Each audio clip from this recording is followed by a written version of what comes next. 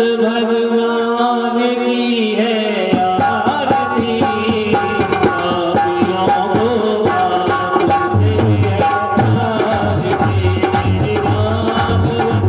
भगवान की है आरती, पापियों को बाप दे आरती।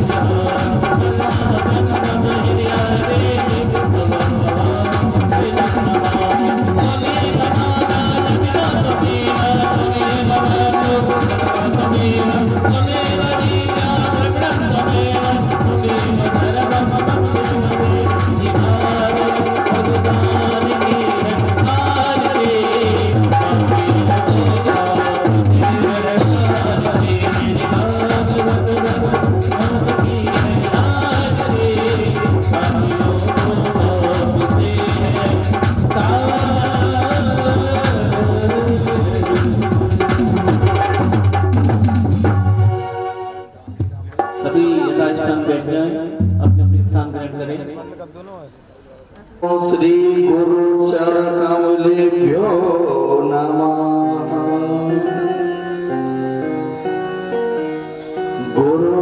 गुरुर्ब्रह्मा गुरुर्विष्णु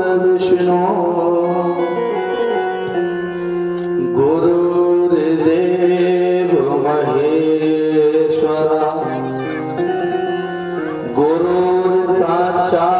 परम ब्रह्म तस्मै श्री गुरवे नमः। गजाननं भूतिगणाधिसेवितं कपित्तिजम्बो फलचारुभक्षणम् उमासुतं शोकविनाशिकारकम् नमामि विघ्नेश्वर पादपङ्कजम्।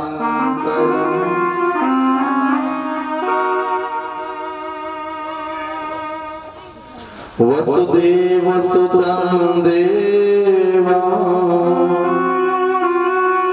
कंसचारूरिमर्दनम्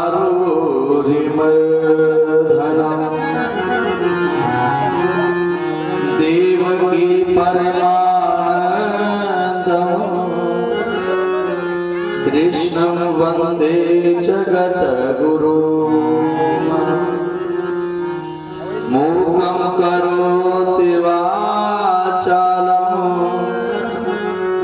पङ्गुं लङ्घते गिरिं। यत्कृपातमं वन्दे परमानन्दमाधवम्।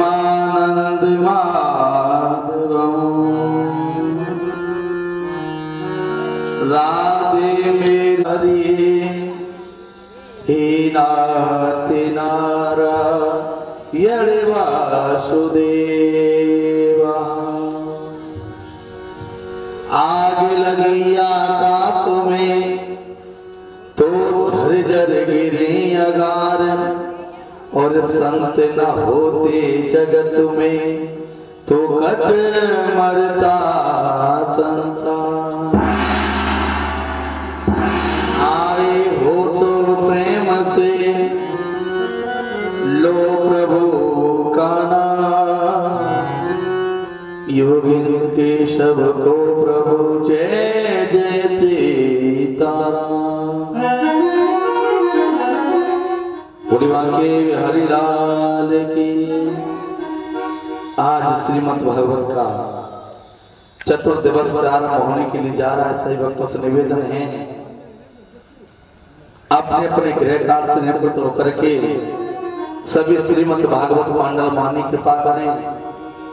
आज की जो मंगलमय कथा है, इस कलयुग में सबसे ज्यादा फल देने वाली कथा, एक तो राम कथा, एक कृष्ण कथा।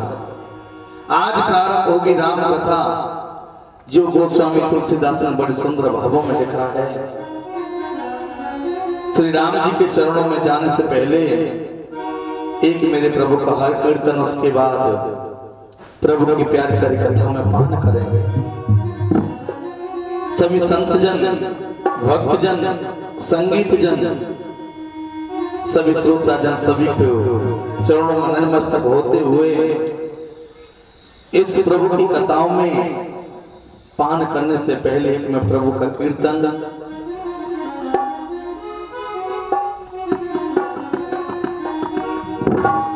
बाके बिहारी मुझे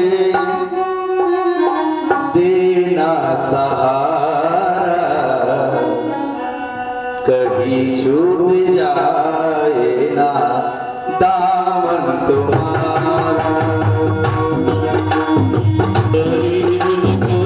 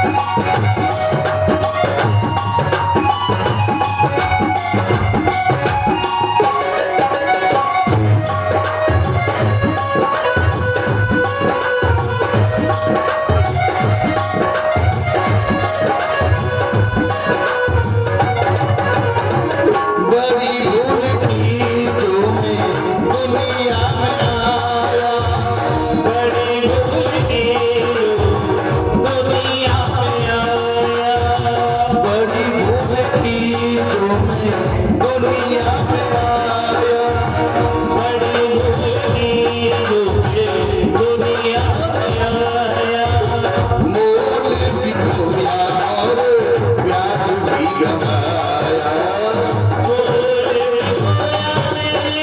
ब्याज भी गवाया। दुनिया में मुझे तो ना भेजना दोबारा, दुनिया में मुझको भेजना दोबारा, कहीं छूट जाए ना दामन तुम्हारा, कहीं डूब जाएगा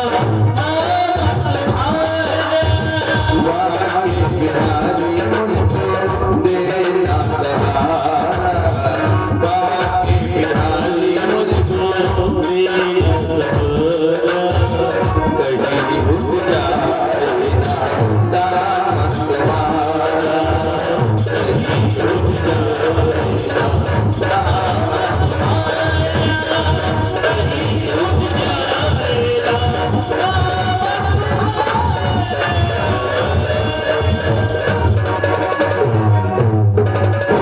बोले वाके बिहारी लाल की, बोले राधे रानी सरकार की जय जय श्री राधे। परम मंगल में प्राप्त प्रकलेश्वर अकारण करुणा वर्णा भक्ति वांछित कल्पतर श्री रत्न नमद पीतांबरधारी श्री बाल कृष्ण लाल की बार में प्रतिमूर्ति श्रीमद भागवत महापुराण। एक जन्म नहीं, जब अनंत जन्मों के भाग उदय होते हैं ना, जब हमें ये श्रीमद भागवत सुनने को मिलती है।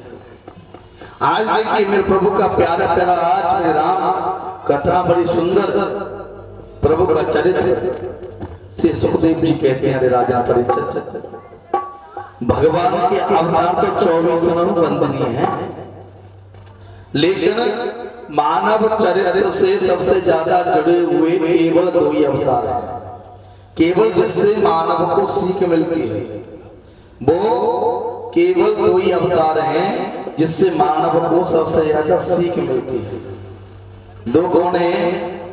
राम कृष्ण 2 एक हैं, अंतर नहीं निमेष, इनके नयन गंभीर हैं, इनके चपल विशेष।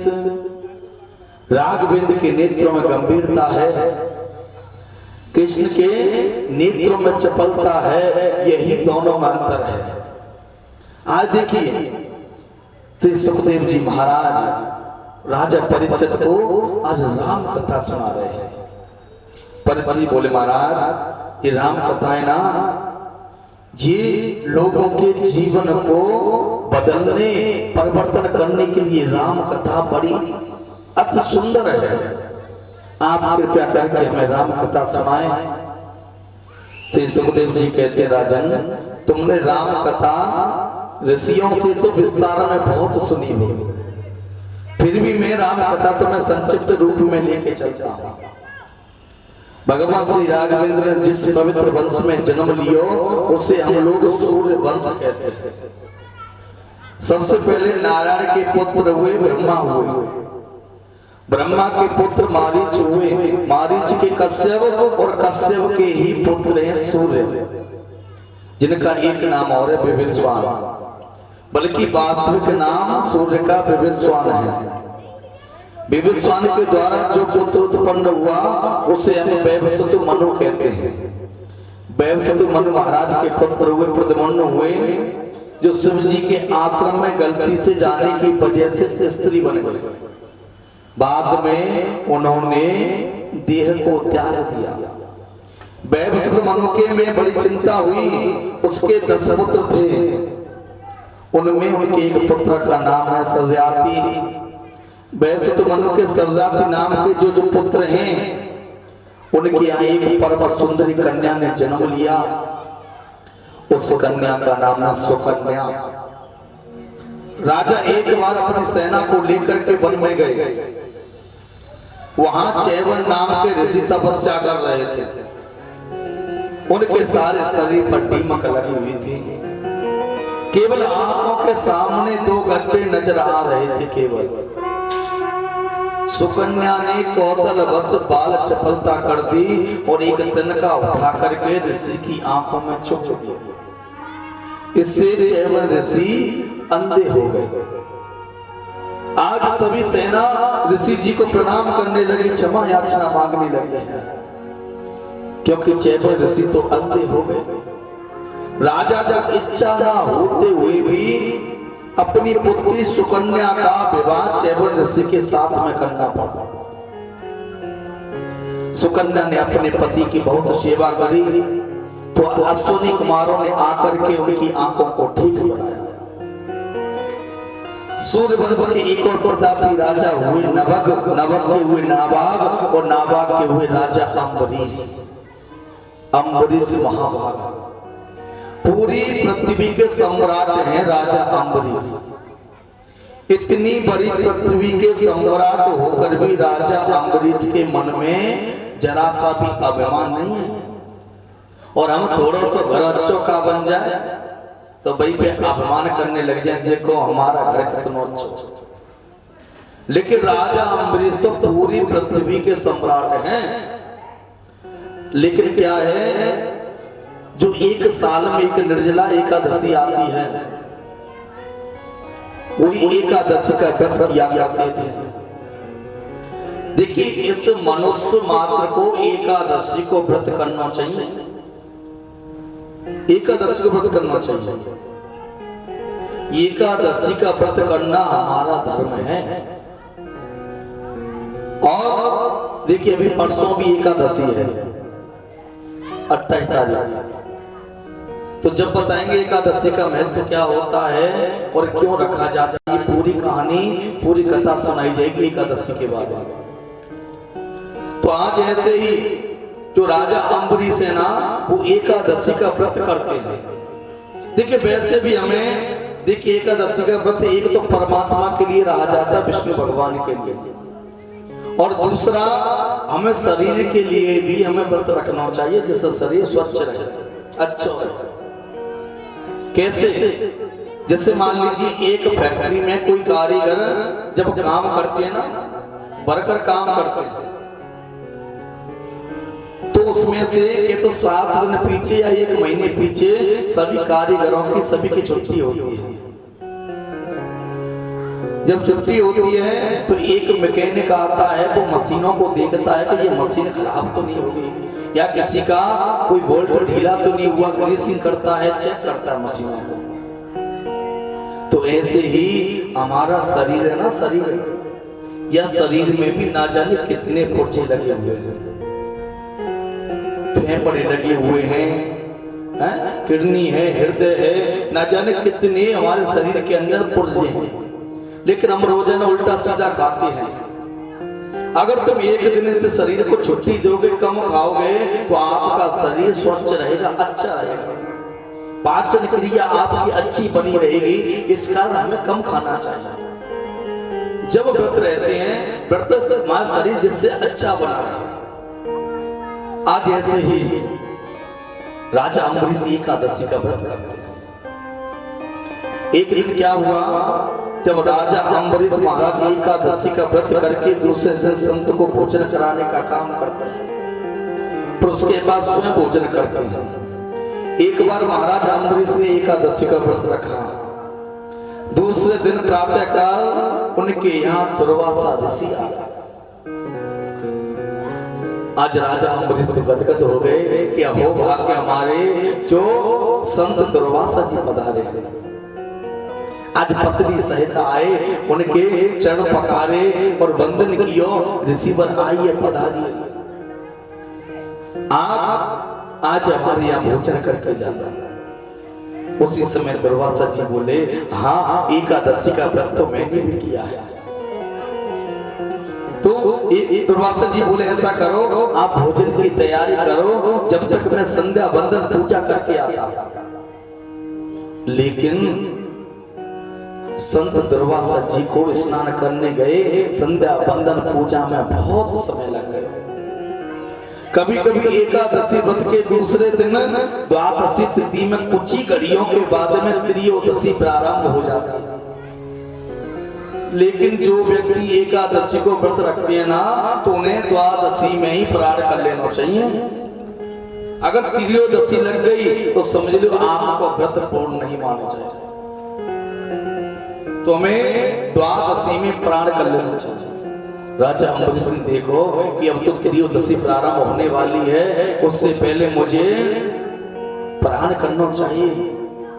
लेकिन सोचने लगे, मैंने जब तक संत को भोजन नहीं करा सकता, भोजन तो नहीं कर सकता, बल्कि मैं चरणामृत तो ले सकता हूं। जैसे राजा अम्बरीश जैसे चरणामृत को लेने के लिए हुए, इतनी में दुर्वासा ऋषि आ गए। दुर्वासा ऋषि बोले, अरे राजा अम्बरीश, तुमने मेरे से पहले चरणामृत करना चाहते हो और पैसे बोलते हो कि तुम भोजन करा के मेरे यहाँ भोजन करके जाना। आज क्रोधित हो गए। आज जैसे क्रोधित हुए हैं, उसी समय दुर्वासा जी ने अपने सिर से एक जटा को निकाला, धरती में पटक के मारा। एक कत्या नाम की राक्षसनी को पैदा किया है। जब कत्या नाम की राक्षसनी को पैदा किया, आज राजा अम्बरीश को मारने के लिए दौड़े। उसी समय राजा अम्बरीश हाथ जोड़ के खड़े हो गए। अगर मैंने कोई पाप किया हो, अगर मैंने भगवान और संतों में कोई अंतर समझा हो, तो मुझे मार दियो जाए। जब ऐसे कही, उसी समय में प्रभु का सुदर्शन चक्र आयो और कत्या नाम की राक्षसनी को जला करके भस्म कर दियो। उसके बाद सुदर्शन चक्र अब तो दुर्वासा ऋषि के पीछे पीछे जाने लगो। आज दुर्वासा ऋषि भागने लगे, अपनी सहायता के लिए तीनों लोकों में घूमने लगे। ब्रह्मा जी के पास गए। ब्रह्मा जी ने मना कर दियो कि आप नारायण के भक्त के अपराधी हैं, हम कुछ नहीं कर सकते। वहां से दौड़े दौड़े महादेव जी के पास आए, शिव जी ने भी मना कर दिया। उसके बाद दौड़े दौड़े नारायण भगवान के पास पहुंचे, प्रभु क्षमा करें मेरे को। उसी समय जाकर के आज भगवान के चरणों में गिर पड़े हैं, प्रभु मेरी रक्षा करो, आपका सुदर्शन चक्र मुझे भस्म कर डालेगा। लेकिन मेरे प्रभु को अम्बरीश की याद आ गई। आज अम्बरीश की याद आई और बोले, हरे भक्तम पराधीना स्वतंत्र एव ध्वजा साधु विभग्रस्तम हेततो भक्तेन भक्त जना प्रिय। मैं तो भक्त के अधीन हूं, मैं भक्त के अपराधी को कैसे बचा सकता हूं? जो स्वयं भक्त के बस में हो, वो बिना भक्त के पीछे, क्योंकि मैं तो भक्त के अधीन हूं। भक्त अगर जब भी मुझे भोग लगाते हैं ना, तो उनका भोग प्रसाद जाकर के प्रेम से पाता हूं। भगत के बस में है भगवान। जब सच्ची भक्ति करोगे ना, तो भगवान भी आपके बस में हो जाए। आज ऐसे राजा अम्बरीश के भक्ति सच्ची की, तो भगवान उनके अधीन हो गए। उसी समय प्रभु बोले, देखो मैं राजा अम्बरीश के अधीन हूं, मैं कुछ नहीं कर सकता। जाओ, अगर राजा अम्बरीश ने तुम्हें क्षमा कर दियो तो अच्छी बात है, नहीं तो मैं कुछ नहीं कर सकता। आज दुर्वासा जी अपने बचाव के लिए मृत्यु लोक पर आए। 12 महीनों से इधर उधर घूम रहे थे अपने प्राण बचाते हुए। जाकर के आज राजा अम्बरीश के पास पहुंचे और कहने लगे, अरे राजा अम्बरीश मेरी रक्षा करो, मेरी रक्षा करो। उसी समय पता है 12 महीने से जब दुर्वासा जी घूम रहे थे, लेकिन जब तक राजा अम्बरीश हाथ पर चरणामृत लेके खड़ा रहा 12 महीने तक, उसी समय जब जैसे दुर्वासा जी पहुंचे उसी समय हाथ जोड़ के बोले, अरे प्रभु, अगर मैंने आप में और संतों में कोई अंतर नहीं समझा हो तो आप यहां से लौट करके चले जाओ। उसी समय सुदर्शन चक्र वहां से लौट करके चल जाओ। आज राजा ने उनके प्राणों की रक्षा करी। आज उसी समय दुर्वासा जी के नेत्र सजल हो उठे आज, क्योंकि मैं जिस राजा को मारने के लिए तैयार हो गया आज उसी ने मेरे प्राणों को बचाया है। आज दुर्वासा जी के नेत्र सजल हो गए। अहो न अनंत दासा महेतम दृष्टि पद्मये कृत्यागसो अपियतिराजना मंगलानि समीहसे। अनंत भगवान के प्रेमियों का महत्व मैंने आज जाना है। जिस राजा को जला करके मारने का मैंने शरण किया आज उसी राजा ने मेरी सुरक्षा की है। आज दुर्वासा जी राजा को बहुत सा आशीर्वाद दे करके वहां से चले गए। आज सूर्यवंश के प्रतापी राजाओं में परम यशस्वी युवसुनास राजा हुए। सूर्यवंश की एक विशेषता रही, यहाँ बिना यज्ञ के किसी के कोई पुत्र नहीं हुआ। सूर्य से लेकर के राजा दशरथ तक सबने पुत्र कामेष्ट यज्ञ किए, जब जाकर के संतान प्राप्त हुई। और चंद्रवंश में चंद्रमा से लेके से द्वारकाधीश तक बिना लड़ाई झगड़े के किसी को विवाह नहीं हुआ, बिना लड़ाई झगड़े के। आज ऐसे ही युवश्वास नाम के राजा ने यज्ञ किया तो आज जो उसका काम्य मंत्र जल था उस जल को गलती से राजा ने स्वयं पान कर लिया। पत्नी उस जल को पीती तो उससे पुत्र होता, लेकिन रात्रि में राजा को प्यास लगी तो राजा ने गलती से उस जल को पी लिया। आज वशिष्ठ जी ने ध्यान लगा करके देखा और कहा, राजन ये तो सब गड़बड़ हो गई। राजा ने पूछा क्या हुआ महाराज? वशिष्ठ जी बोले, राजा अब तो आपके ही पुत्र होगा। मन में बड़ी भारी चिंता हुई। आज राजा को पेट को चीर करके बालक को बाहर निकालो आज। लेकिन अब सबको चिंता होने लगी कि इस बालक को दूध कौन पिलाएगा। उसी समय तब स्वर्ग से इंद्र आए, उन्होंने अपनी तर्जनी उंगली बच्चे के मुंह में दी और कहा कि आज से ये बालक मेरा दूध पिए। उसी बालक को नाम रखोगे क्या? मानधाता। बोली मानधाता महाराज की। क्योंकि ये मानधाता है ना, जिन्होंने अपना वंश ऐसे चलाया इनके राज्य में कोई प्रजा दुखी नहीं। मानधाता की कथा एकादशी में भी आती है।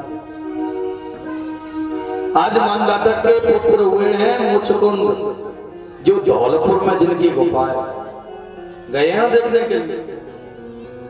वो बहुत तपस्वी थे जिनको भगवान श्री कृष्ण ने मुक्ति दी। इन्हीं मानधाता महाराज के वंश में आगे जाके हुए त्रिबंधक हुए, त्रिशंकर हुए और महाराज हरिचंद्र हुए, जिन्होंने सत्य के पालन के लिए अपना सर्वस्व बलिदान कर दिया था। इसी वंश में आगे चलकर एक परम विचित्र राजा हुए बाहु। बड़ी रानी को यज्ञ द्वारा अभिमंत्रण चरु खिलाया। गर्भ में बालक आ गया, लेकिन अन्य रानियों ने कौतलवश ईर्षावश उस बालक को मारने के लिए रानी को जहर खिलाया। गर्भ में बालक के विनाश के लिए आज गुरु वशिष्ठ ने अपनी मंत्र शक्ति से गर्भ में बालक को मरने नहीं दिया, बल्कि जब बालक ने जन्म लिया तो जो जहर था वो बालक के सिर पर जहर रखा हुआ था। जब पैदा हुआ उसके बाद उसी बालक को नाम रखा गया सगर पड़ गया। घर के साथ उत्पन्न हुआ, इस कारण उसका नाम सगर पड़ गया। सगर के दो पत्नी थी, एक सुमति दूसरी केसनी। केसनी के हुए असमंजस और सुमति ने एक मांस पिंड को जन्म दिया। क्रोध में आकर के उसके 60,000 टुकड़े कर दिए, किंतु मंत्र शक्ति के द्वारा 60,000 टुकड़े सब पुत्र बन गए, सभी बालक बन गए। सगर राजा ने अश्वमेध यज्ञ किया। यज्ञ का घोड़ा इंद्र चुरा करके ले गए। इंद्र ने वो घोड़ा कपिल देव के आश्रम में जाकर के बांध दिया और वहां से अंतर्धान हो गए। सगर के पुत्रों ने जमीन को इतना खोदा, इतना चौड़ा बना दिया, जिसका नाम पहले समुद्र था। जब सगर के पुत्रों ने खोद के इतना चौड़ा बना दिया, जिसी का नाम पड़ गया सागर। इतना चौड़ा सागर नाम पड़ गया। कपिल मुनि के आश्रम में घोड़े को बंधा देख करके ब्रह्म में सबने सोचा शायद इन्हीं ने ही इस घोड़े को चुराया है। कपिल देव को मारने के लिए सभी 60,000 पुत्र थे।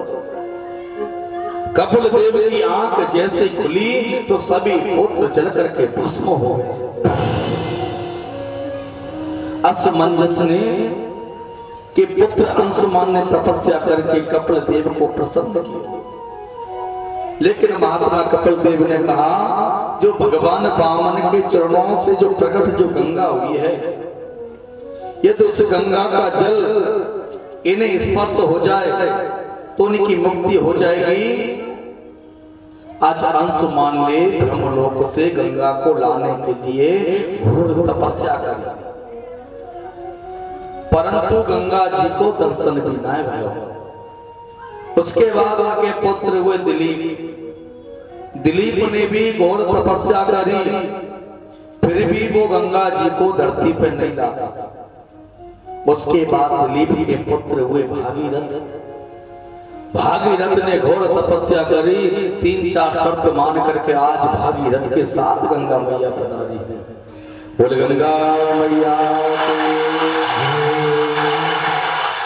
गया ना गंगा मैया नहाने के लिए, तो पता है गंगा जी में कहां से आई है? पता है कल जब वामन भगवान ने अपना विराट रूप रखो तो वामन भगवान को एक पैर कहां गए? ब्रह्मलोक में गए।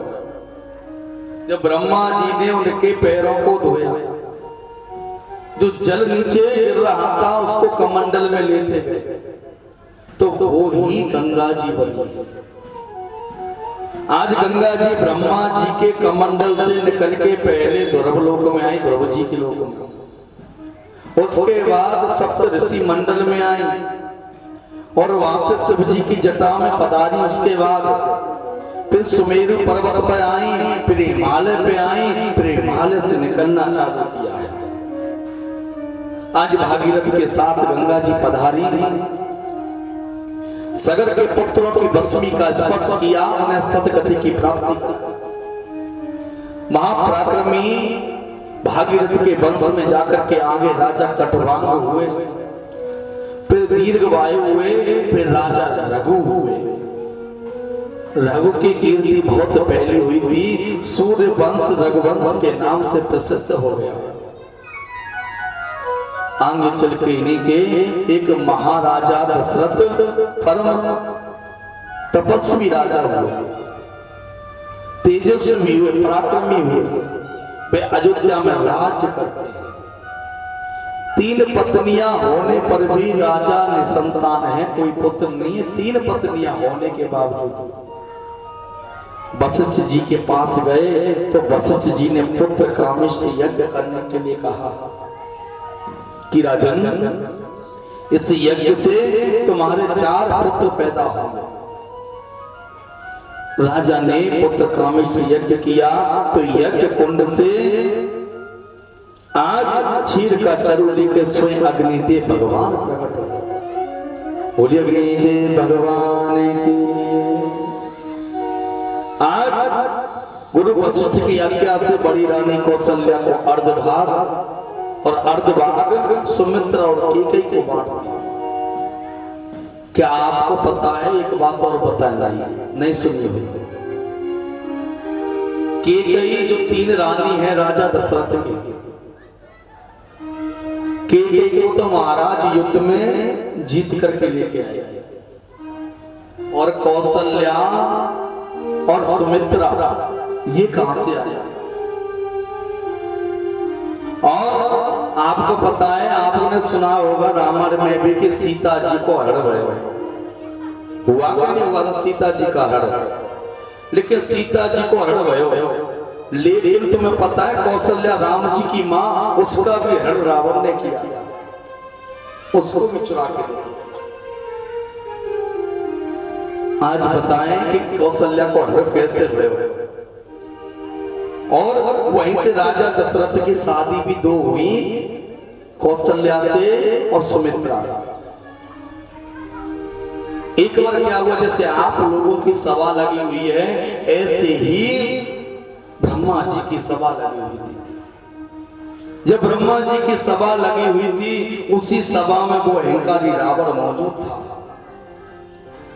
जब वो अहंकारी रावण मौजूद था, उसी समय जाकर के आज रावण ने ब्रह्मा जी से पूछा, हे प्रभु मुझे बताओ कि मेरा काल किसके हाथों से, मेरा काल किसके हाथों से है? लेकिन ब्रह्मा जी मना करने लगे कि मैं कभी किसी का काल ऐसे नहीं बता सकता। ज्यादा जिद करने लगे, नहीं बताओ मेरा काल किसके हाथों से। उसी समय ब्रह्मा जी ने कही कि अवधपुरी के महल में जाके जन्मे राम, कि अवधपुरी के महल में जाके जन्मे राम, रावण 13 कुटुंब सहित मेटे जग से। पूरा कुटुंब खानदान तुम्हारा जितना है सबका नाश करेगा राम। कौशल्या के पुत्र होगा। अब तो रावण को इस बात को सुन के हंसी आ गई। क्यों हंसी आई पता? कि अभी तो कौशल्या की शादी ना भई कि आहा कर हंसने लगा, क्या मारेगी मुझको माचरी, वो करिश्मा मैं करूंगा, ना रहेगा बांस और ना बजेगी। मैं उससे पहले ही जन्म देने वाली को मार दूंगा, तो कहां से मेरा काल पैदा हो। चल दिया आज रावण चल दिया। इधर कौशल्या की शादी तय हो गई राजा दशरथ के साथ। आज कौशल्या गौरी पूजन के लिए आ रही गौरी मंदिर में, और रावण था एक साधु का भेष बना करके उसी मंदिर में छुप गया। आज गौरी पूजन के लिए जैसी आज आई है, और रावण साधु का भेष बना करके छुप गया उसमें। रावण ने साधु को आज भेष बनायो है, कौशल्या हर भी को मंदिर में आयो है, कौशल्या हर भी को मंदिर में आयो है। रावण ने साधु को, रावण ने साधु को आज भेष बनायो है, कौशल्या हर भी को मंदिर में आयो है, कौशल्या हर भी को मंदिर में आयो है।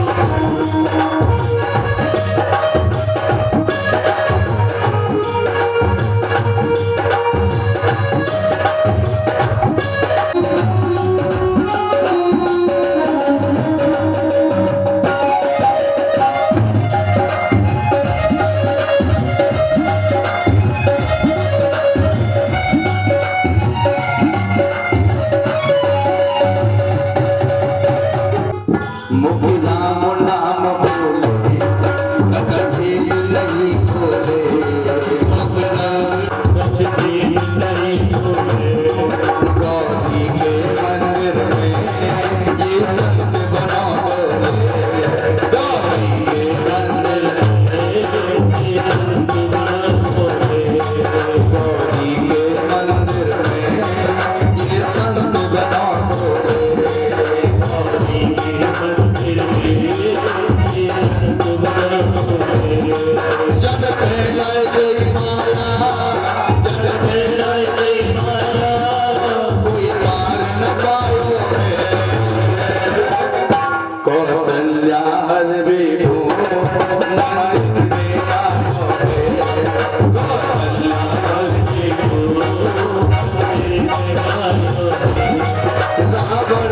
साधु को, रावण ने साधु को अजबीस बनायो है। कौशल्या रे मंगल में आयो है। कौशल्या रे मंगल में आयो है। आज जैसे संत बन के घूम रहा है, जैसी आज कौशल्या आई है, उसी समय जैसे कौशल्या आई, आज उसने माया को फैला दियो, सहेलियों को आज मूर्छित कर दियो और कौशल्या को उठा करके मंदिर से ले गए। हाथ में कंगन बंधा हुआ है, शरीर पर हल्दी चढ़ी हुई है। राजा दशरथ बारात लेके आए। कौशल्या को जब कुछ समय के बाद सहेलियों को होश आयो, जाकर के राजा साहब से कही कि पता नहीं कौशल्या को कोई हत्या करके ले गया। बताइए, जिससे माता पिता पर क्या बीतेगी, जिसकी बेटी की बारात द्वार पे आने वाली हो और लड़की घर से गायब हो जाए तो उस माता पिता पर क्या बीतेगी। आज राजा रो रहा है, आज रोने लगा कि क्या होगा, क्या मैं मुंह दिखाऊंगा राजा दशरथ को, क्या मुंह दिखाऊंगा। उसी समय एक मंत्री आया जो राजा का मंत्री था। बोले राजा साहब आप चिंता ना करें, रोने से इस बात को हल नहीं होगा। रोने से ऐसा करो, जैसे तुम्हारी बेटी है ना, जैसे तुम्हारी बेटी कौशल्या है, ऐसी एक मेरी बेटी है जिसका नाम सुमित्रा है, तुम्हारी बेटी जैसे। ऐसा करो, तुम्हारी लाज बच जाएगी, मेरी बेटी को फेरा उस राजा के साथ पाओ, उसके साथ पाओ। क्योंकि राजा दशरथ ने कभी देखो तो है नहीं कौशल्या, क्योंकि पहले शादी होती थी तो कभी लड़का लड़की को देखने नहीं जाता था, और अब तो पहले पहुंच जाते हैं और इंची टैप की जेब में धर के ले जाते हैं कि छोटी बड़ी बिल्कुल है तो ना। आज ऐसे ही राजा दशरथ जब जैसी बारात लेके जैसे आज नगर में प्रवेश किया है, आज इधर पता है, इधर वो रावण कौशल्या को लेके कहां पहुंचा। आज कौशल्या को लेकर के सरयू नदी के किनारे पहुंचा है। जब सरयू नदी के किनारे पहुंचा है तो उसी समय आज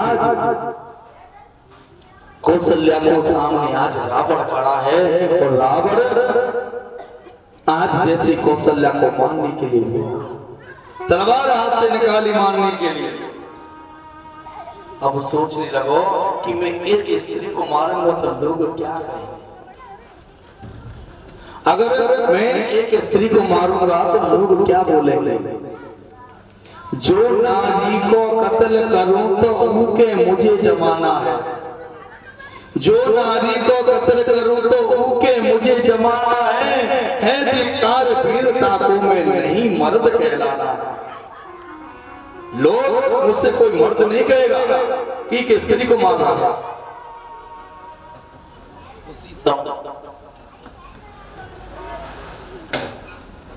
उसी समय आज एक बक्सा मंगाया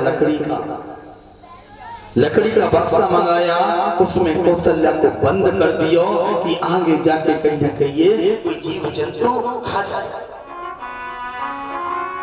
बंद कर दिया। आज जैसे ही इतने में राजा दशरथ आए। राजा दशरथ ने किया, शादी हुई, सुमित्रा के साथ शादी करके बारात को लेकर के जा रहे हैं। जब बारात को लौट के जाने लगी, आज उसी सरयू नदी के किनारे पैदल पैदल बारात जाया करती थी पहले, आज उसी किनारे से आज बारात जा रही।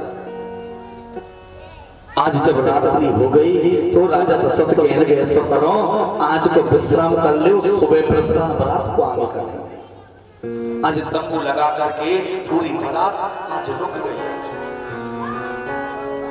जब पूरी बारात रुकी है, आज राजा दशरथ शाम की पैर कपड़े उतार करके आज सरयू नदी में स्नान करने के लिए आज कूद पड़े हैं। आज जैसे ही सरयू नदी में आज कूदे हैं, आज देखा उधर से एक बक्सा चला आ रहा था। जब तो कहते हैं ना, जाकोरा के साया मार सके ना को, बाल न बाको करे सके, जो जग वेरी हो। जिसका रक्षक ऊपर वाला होता ना, तो उसका कोई कुछ बिगाड़ने वाला नहीं है। जब उसी समय राजा दशरथ को वो बक्सा आता हुआ दिखाई दिया है, जब बक्सा आता हुआ दिखाई दिया, आज राजा दशरथ ने जाकर उस बक्से को आज पकड़ के लेके किनारे पर लेकर आए। जब किनारे पर लेकर के आए, आज बक्से को खोल करके देखो। जब बक्से को खोल करके देखो तो उसमें कंगन बंधा हुआ, हल्दी चढ़ी हुई एक कन्या बैठी हुई है। उसी समय राजा दशरथ हाथ जोड़ के बोले, देवी तुम कौन हो, कौन हो? उसी समय आज हाथ जोड़ के कौशल्या बोली, मैं कौशलपुर की कौशल्या, मेरी शादी राजा दशरथ के साथ हो रही थी, लेकिन ये रावण मुझे हर के लेके आया। दशरथ कह रहे, अरे दशरथ तो मैं हूं और मेरी शादी कौशल्या के साथ हो रही थी, फिर ये कौन है दूसरे? इतनी जब बात हुई, सुमित्रा को बुलाया गया। दोनों ने पहचान लियो, माने की बहना, जब तुम्हारे कोई तुम्हें हरण करके ले गयो तो तुम्हारे पिता का कोई दूसरा रास्ता नहीं मिला, तो इस वजह से मेरी शादी इनके साथ करनी पड़ी। तो उसी समय आज राजा दशरथ कहने के सुमित्रा से, ऐसा करो तुम अपने घर के लिए प्रस्थान करो, अब मुझे मेरी कौशल्या मिल गई। तो उसी समय सुमित्रा कह रही, ऐसा कौन सा राजकुमार होगा जो मुझसे शादी करेगा, क्योंकि पहले तुमसे हो गई, अब कौन मुझसे शादी करेगा? उसी समय आज पता है, आज कौशल्या से भी वही आज सरयू नदी के किनारे शादी करी है। आज जब शादी करी, आज सुमित्रा और कौशल्या और सभी सैनिक सोए हुए हैं। फिर रावण को मालूम पड़ गया कि कौशल्या बच गई। उसके बाद एक कुकरा नाम का राक्षस भेजा। जब कुकरा नाम को राक्षस भेजो मारने के लिए, तो आज राजा दशरथ ने उस कुकरा नाम के राक्षस को मार गिराया, मार दिया राक्षस को। आज कुकरा, जब कोई बच्चा बेटा बेटी की शादी होए ना, तो बड़ी बुरी कुकरा गाए, रत जगो कहे, ये कुकरा वही कुकरा जब से कुकरा गवते हैं, जब से कुकरा का प्रचलन चला है, रत जगो जब से चला है। तो आज उसके बाद सुमित्रा कौशल्या को लेकर के आज राजा दशरथ, ऐसे करके दो शादी हुई और कैकेयी की शादी युद्ध में जीत करके लेके आए। 3 शादी ऐसे हुई, लेकिन 3 रानी है, फिर भी कोई संतान नहीं है। मन बड़ा दुखी है। गुरु वशिष्ठ की आज्ञा से बड़ी रानी कौशल्या को अर्धभाग और अर्धभाग सुमित्रा और कैकेयी को दे दियो।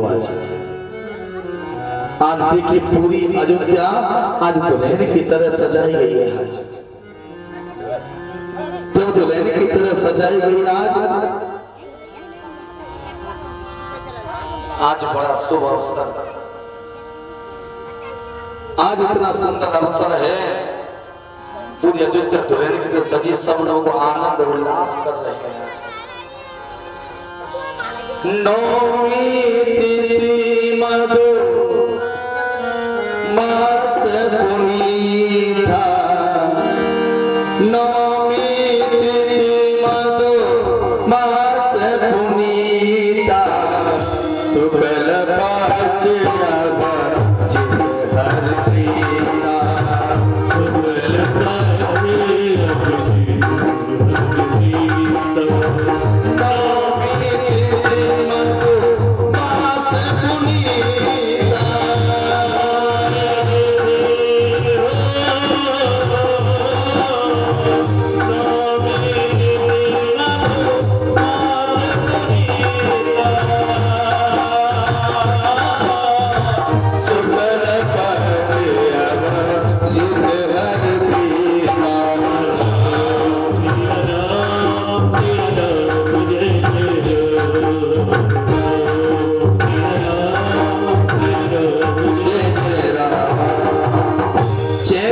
मास की शुक्ल पक्ष की नौमी तिथि अभिजित मुहूर्त में दिन के ठीक 12 बजे श्री राघवेंद्र जी प्रकट हो गए।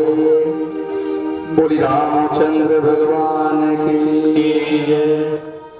आज देखिए ऐसे सुंदर झांकी मेरे प्रभु की। सकंकम चक्रम सकरीट कुंडलम समीत वस्त्रम शरीर छेद सहार वचम स्थल कौतल वच सुति नमामि विष्णु शिरसा चतुर्भुजा। ऐसे सुंदर झांकी आप दर्शन करें तो मंद मंद स्मर्थ करने लग जाए।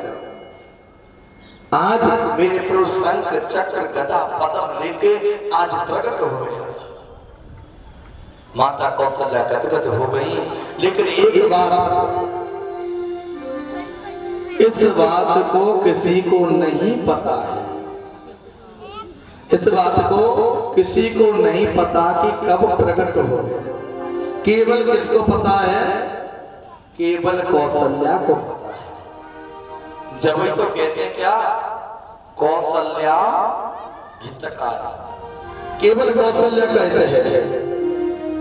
इसी कारण कौशल्य हितकारी कहा जाता है क्योंकि माता कौशल्या का उस पे राम जी पर अधिकार था। आज केवल माता कौशल्या को पता है, इसके किसी को नहीं पता। माता ने दर्शन किए। आज भगवान ने कहा आपको याद है आपने पूर्व जन्म में आपने तपस्या करी थी और आपसे मैंने कहा था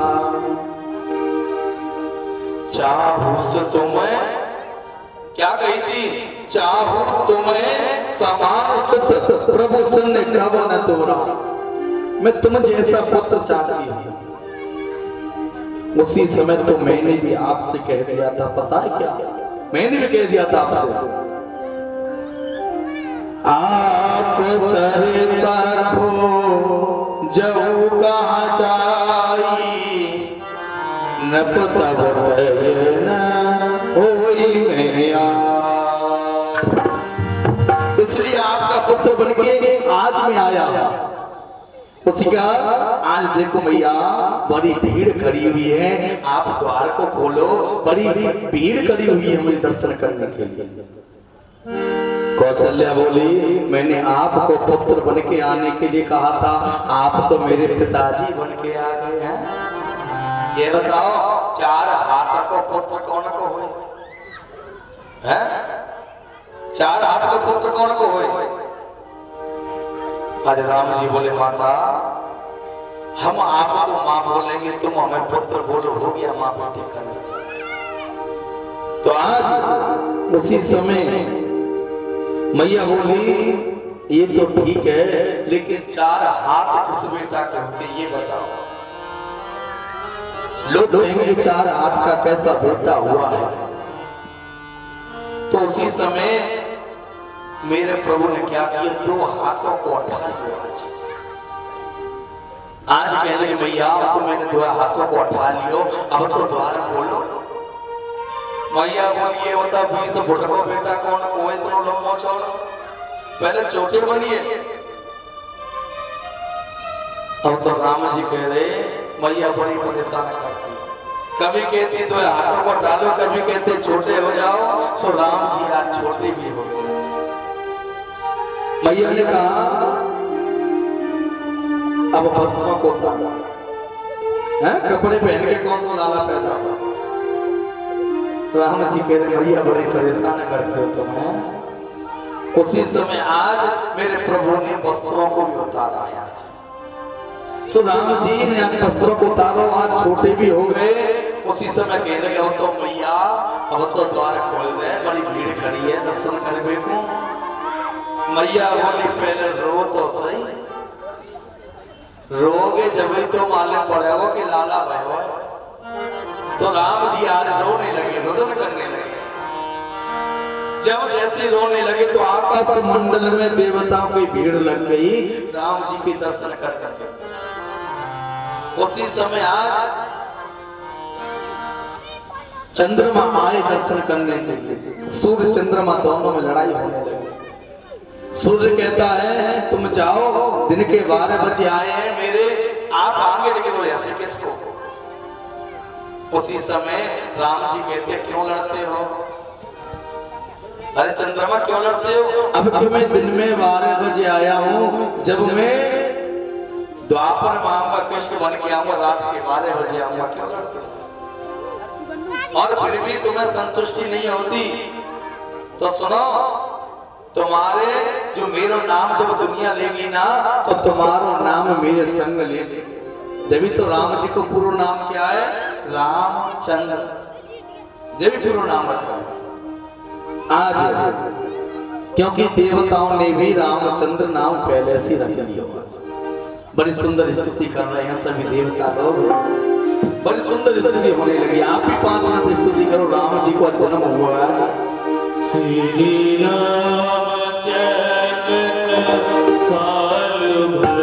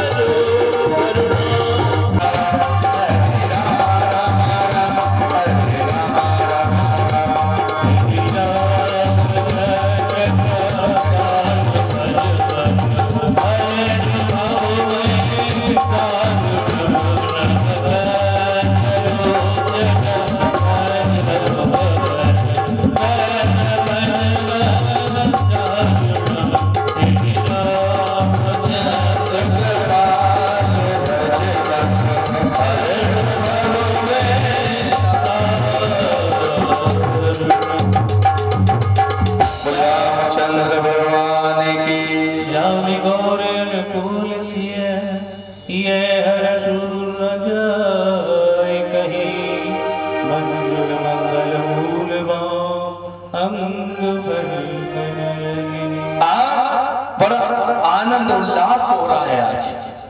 देखिए महारानी कौशल्या के रघुवर पधारे हैं आज, और कई महारानी ने श्री भरतलाल जी को जन्म दियो है आज। सुमित्रा श्री लक्ष्मण जी और शत्रुघ्न लाल जी को जन्म दियो है आज।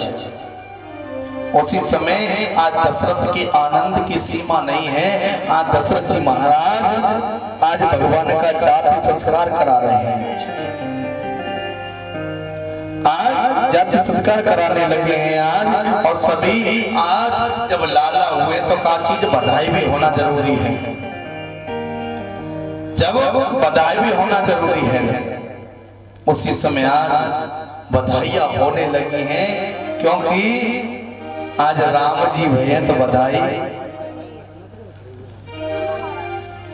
उसी समय आज बधाइयां होने लगी हैं।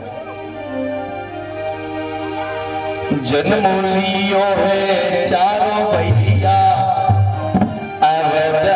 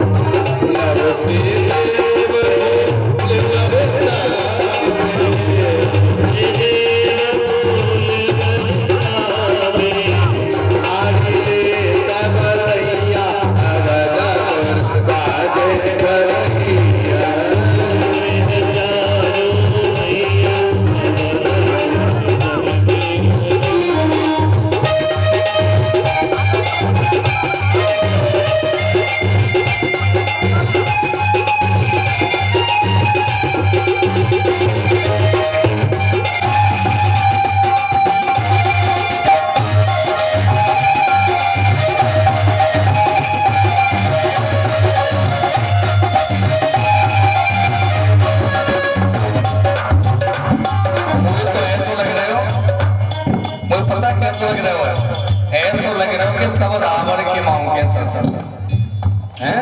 रावण के खानदान के ना, रावण के नहीं होते तो राम जी की खुशी में सब ऐसे ताली नाच से गाते हैं। नाच रहे सब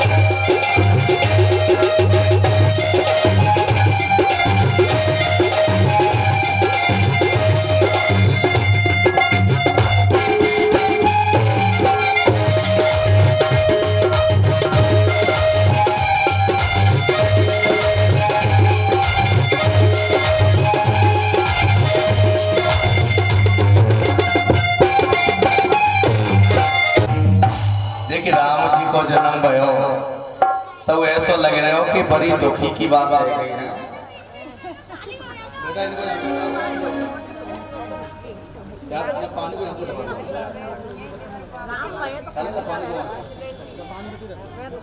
पीने वाली व्यवस्था श्री राधे राधे राधे। आज देखिए राम जी को जब जन्म हुआ ना, सब खुशियां बना, और क्योंकि राम जी एक सुख के रास्ते, किसके सुख देने वाला, और जहां सुख आ जाए तो वहां आनंद अपने आप ही आ जाता। और जब राम जी आए, चलो मान लीजिए आपके घर में राम जी एक दिन आ जाए, तो क्या करोगे आप लोग? ये और पूछोगे कहां से आए, चलो भागो कहां से आए। अब पहचाने कैसे भैया? भक्ति भाव अंदर ऐसा बनाओ मन को, अपने मन को ऐसे सजा लो कि आज ठाकुर जी साक्षात राम जी तुम्हारे घर में आए। सजा दो अपने घर मंदिर को कि राम जी आज आए हैं आपकी कॉलोनी में। तो आप भी मन को ऐसे सजाएं कि राम जी हमारे घर में पधारे। सजा दो घर को गुलशन सा, सजा दो घर को गुलशन सा, अवध में राम आए हैं। सजा दो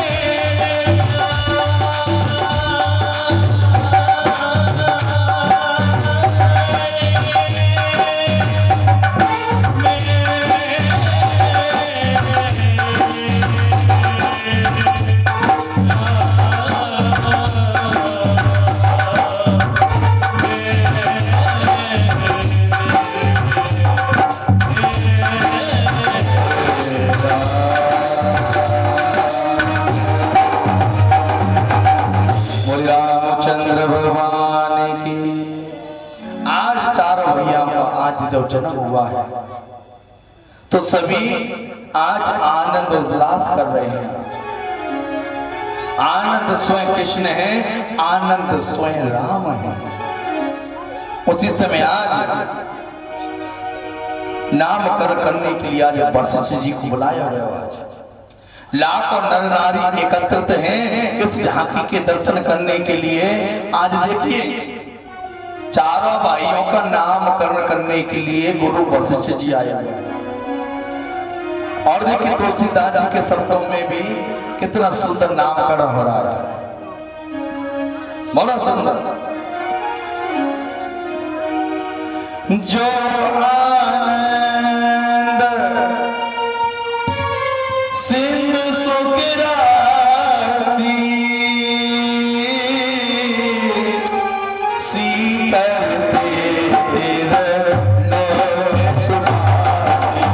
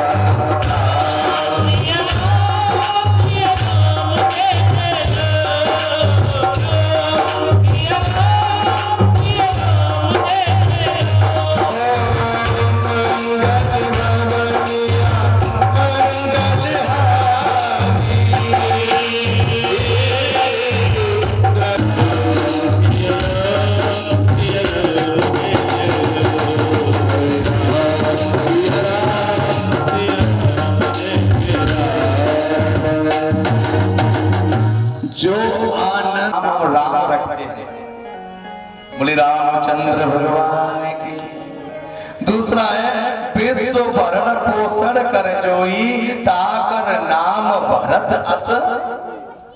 जो विश्व का पालन पोषण करने वाले ऐसे आपके लाला को नाम भरत जी रखते हैं, जो साक्षात विष्णु जी का अंश है, जो विष्णु का अवतार पूर्ण रूप से राम जी हैं, और जो विष्णु का अंश है वो है श्री भरतलाल जी।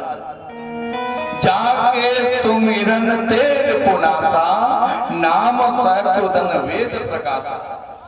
केवल जाके नाम से शत्रु कांपने लग जाते हैं, ऐसे आपके इस लाला को नाम हम शत्रुधन रखते हैं।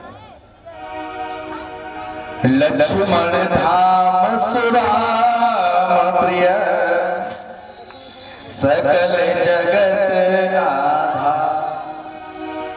गुरु वशिष्ठ तेरा कियो लक्ष्मण नाम उधार। जो लक्षण का धाम है, जो राम का प्रिय परम भक्त है, ऐसे इस लाला को नाम हम लक्ष्मण रखते हैं।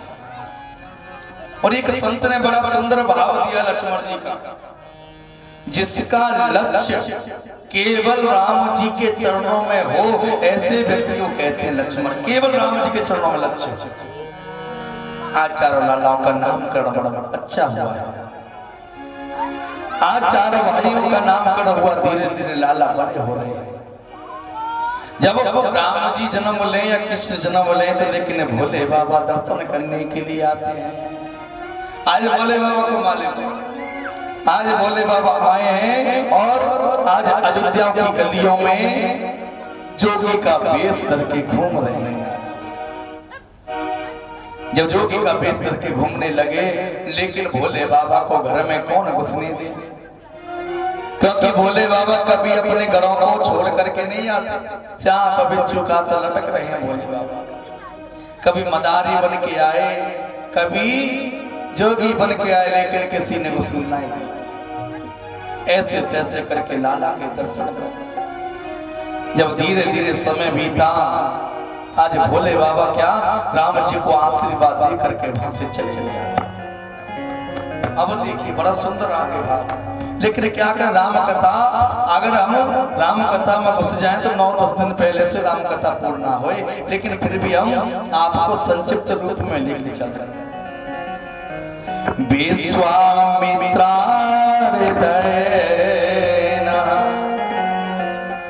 मारीच चांद्यान साचरा पश्यतो लक्ष्मण ये स्त्रेव हताने सतन गवा। आज विश्वामित्र जी राम और लक्ष्मण जी को लेने के लिए आया। दशरथ जी ने एक बार तो मना कर दिया, लेकिन आज राम लक्ष्मण दोनों को आज गुरु वशिष्ठ जी का आदेश के पालन करना पड़ा और विश्वामित्र जी के साथ में आज भेज दिया है। आज बीच मार्ग में प्रभु ने ताड़का का अवतार किया। बड़ी सुंदर कथा है, लेकिन आचार्य सुखदेव जी राजा परीक्षित को केवल राम कथा संक्षिप्त रूप में सुना रहे हैं। आज उसी समय एक बार मेरे प्रभु ने ऐसा मारा, स्वभाव का उद्धार है गयो, और दूसरे बाण लगते ही आज मारीच 7 योजन गागर पार जाके लंका में पड़ा है जाकर। आज बीच में मेरे प्रभु ने आज अहिल्या का उद्धार किया है। अहिल्या, ये अहिल्या कौन है? अहिल्या का उद्धार किया। उसी समय आज देखिए, समझे अहिल्या, ये अहिल्या कौन थी पता है आपको? अहिल्या को उतारा। अहिल्या कौन है? जे अहिल्या गौतम ऋषि की नार अहिल्या। जो गौतम ऋषि है ना, जो गौतम ऋषि हैं वो बड़े सहनशील स्वभाव, बड़ा सुंदर उनका जो विचार है, बड़े सुंदर सुशील वाले। तो ये अहिल्या पत्थर की कैसे बनी? ये अहिल्या पत्थर की कैसे बनी? बड़ा कारण है। एक बार क्या हुआ, एक बार इंद्र और चंद्रमा दोनों ऊपर से देख रहे थे। उसी समय इंद्र ने कही, अरे चंद्रमा, ये देखो कि धरती पे सबसे सुंदर स्त्री किसकी है, उसके साथ छल की हो जाए। जब चंद्रमा ने चांदनी रात में देखो कि गौतम ऋषि की नार अहिल्या बड़ी सुंदर है, लेकिन गौतम ऋषि का नेम था रोजाना 4 बजे गंगा स्नान करने जाया करते थे। एक दिन रात्रि में क्या हुआ, चंद्रमा मुर्गा बन के आ गए रात के 12 बजे। जब मुर्गा बन के आयो तो आकर के आज बांग लगा दी, आज गौतम ऋषि की कुटिया पर आकर। जब बांग लगाई है तो गौतम ऋषि अपनी धोती को उठा करके सीधे गंगा स्नान के लिए चले। इधर इंद्र गौतम ऋषि का रूप धर के कुटिया में प्रवेश कर गए, अहिल्या के साथ में छल की। जैसे गौतम ऋषि गंगा स्नान में आज, जैसे गंगा जी में आज स्नान के लिए जैसे आज पग आगे बढ़ाया, इतने में गंगा मैया बोली, कौन दुष्ट है? मैं अभी रात अर्धरात्रि हुई है, मैं नग्न अवस्था में पड़ी हुई हूँ। कौन है जो रात के 12 बजे आकर के स्नान करता है? कौन दुष्ट है? आज हाथ जोड़ के गौतम ऋषि बोला, मैया मैं गौतम हूँ। अरे गौतम, तू रात के 12 बजे स्नान करने आया है, क्या बात है? उनकी नहीं, मुर्गा ने बांग लगाई, मैंने समझा 4 बजे। अरे नहीं, अरे तेरे साथ छल किया जा रहा है, घर पे जाकर देख अपने कुटिया पे। आधी गीली धोती हाथ में पकड़े हुए आज गौतम ऋषि दौड़े दौड़े आ रहे हैं, दौड़े दौड़े आए। आज गेट पर, कुटिया के गेट पर पहरा दे रहा था चंद्रमा। आज गीली धोती चंद्रमा फेंक करके मारी है। आज जो चंद्रमा धब्बा लगा हुआ है, अभी भी जो काला धब्बा है ना, वो उसी का धब्बा है। इतने में इंद्र पीछे से निकल गए। आज जाकर के अहिल्या जी से उसी समय कही कि तूने अच्छा नहीं किया, हाथ में गंगा जल लियो और जाके श्राप दे दियो, जा तू आज से पत्थर की हो जा। उसी समय अहिल्या बोली, मेरा क्या कसूर था ये बताइए। वो आपका भेष, आपके जैसा भेष धर के आया, मैंने तो आपको समझा। उसी समय आज गौतम ऋषि कहने लगे, मैं श्राप एक बार दे दिया, अब ये वापस नहीं होगा, लेकिन तेरा उद्धार जब होगा जब त्रेता में राम जी आएंगे, जब त्रेता में राम जी आएंगे, जब उनका पैर लगने से जब तेरा उद्धार होगा। आज वही राम जी ने पैर को लगाया तो आज अहिल्या का उद्धार है। उसके बाद विश्वामित्र जी के साथ में वन में रहने लगे, क्योंकि जब भी यज्ञ होते तो कोई ना कोई राक्षस आके यज्ञ को विध्वंस कर देते। आज यज्ञ की रक्षा कर रहे हैं राम लक्ष्मण दोनों। आज देखिए इधर आज एक पत्र आया विश्वामित्र जी के लिए, कहां से? जनकपुरी से। आज जनकपुरी से पत्र आया, आज सीता स्वयंवर होने वाला है।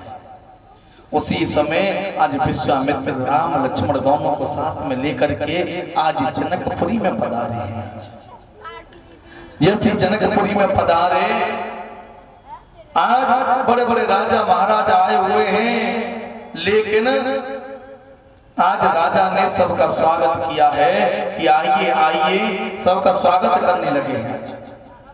बड़े बड़े भारती वीर, अतरथी वीर, बड़े बड़े राजा महाराजा आए, जो सीता का जो धनुष था तोड़ने के लिए जो रखा गया था, सबने धनुष को उठा करके देखा, लेकिन धनुष किसी पर नहीं उठा। तो आज जब धनुष किसी पर नहीं उठा, इतने में अब उसी समय आज जनक जी अपने आसन से खड़े हो गए। जब जनक जी आसन से खड़े हुए हैं, उसी समय आज कहने लगे,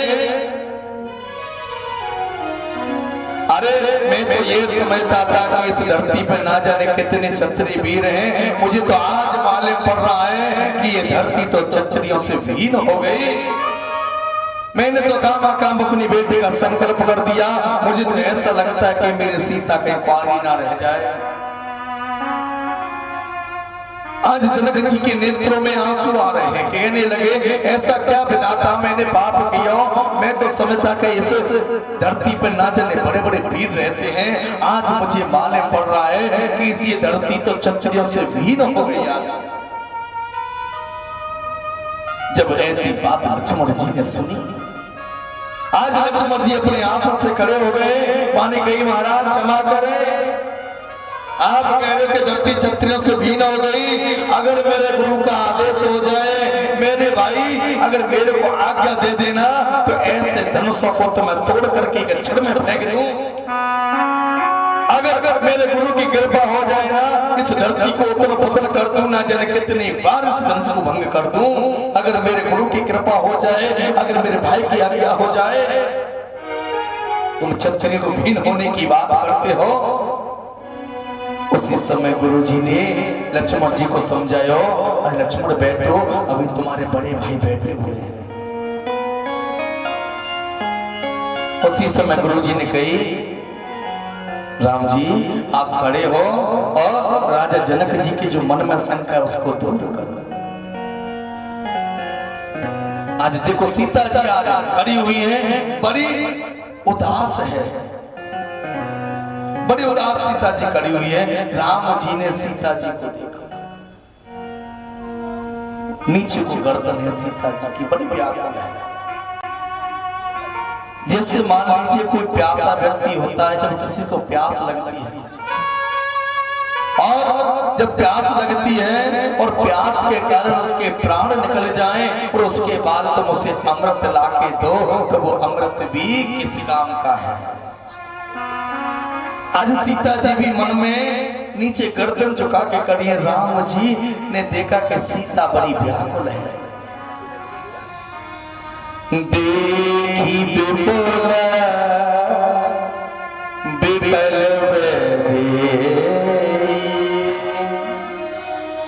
निमस विहाल कलप समदे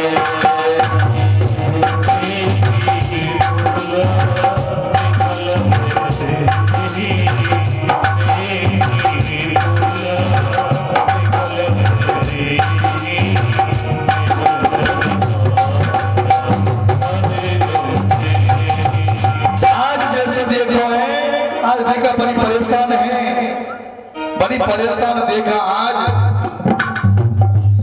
इसका निवृत्ति करने के लिए राम जी खड़े हो गया। रस से बाबिन जो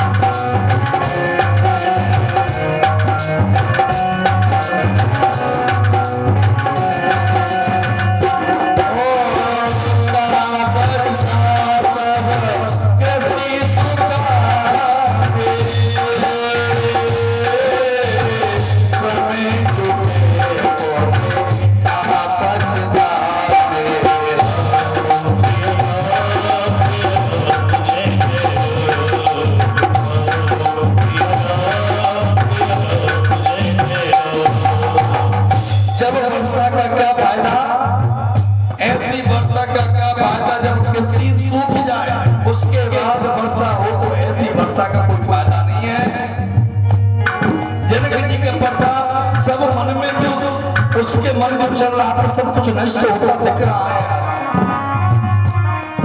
आज देखा राम जी ने बड़ी व्याकुल है सीता। ओ अस जी है जाने जानकी बेटी, अस जी है जाने प्रभु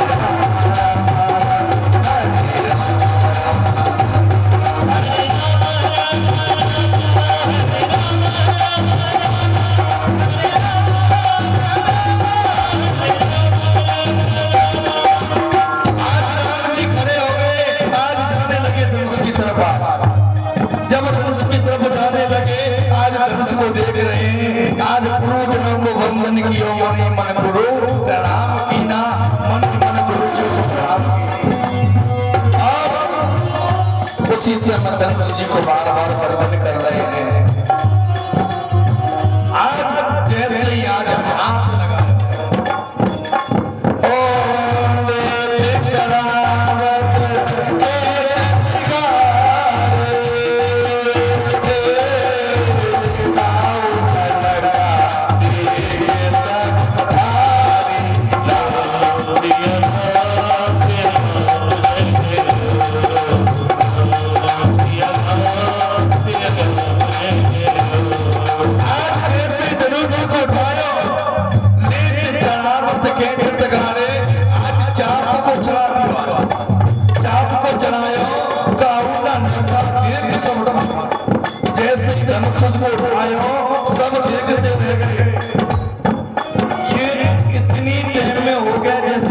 नीचे को गिरता है ना, इतनी टाइम में राम जी ने धनुष को उठा लियो और चाप को चढ़ा दियो।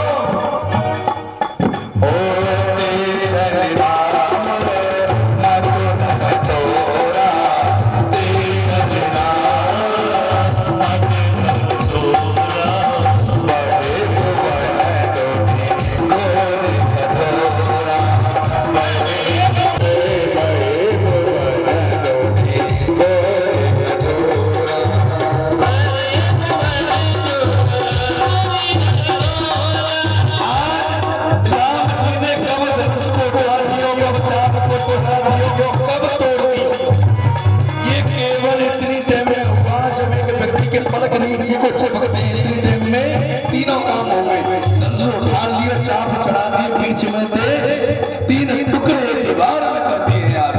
आज उसी समय बिजली कड़कने लगी है, चारों तरफ ऐसा लगा जैसे राम जी ने आज धनुष को उठाया। अब तो राजा जनक जी बड़े प्रसन्न होने लगे,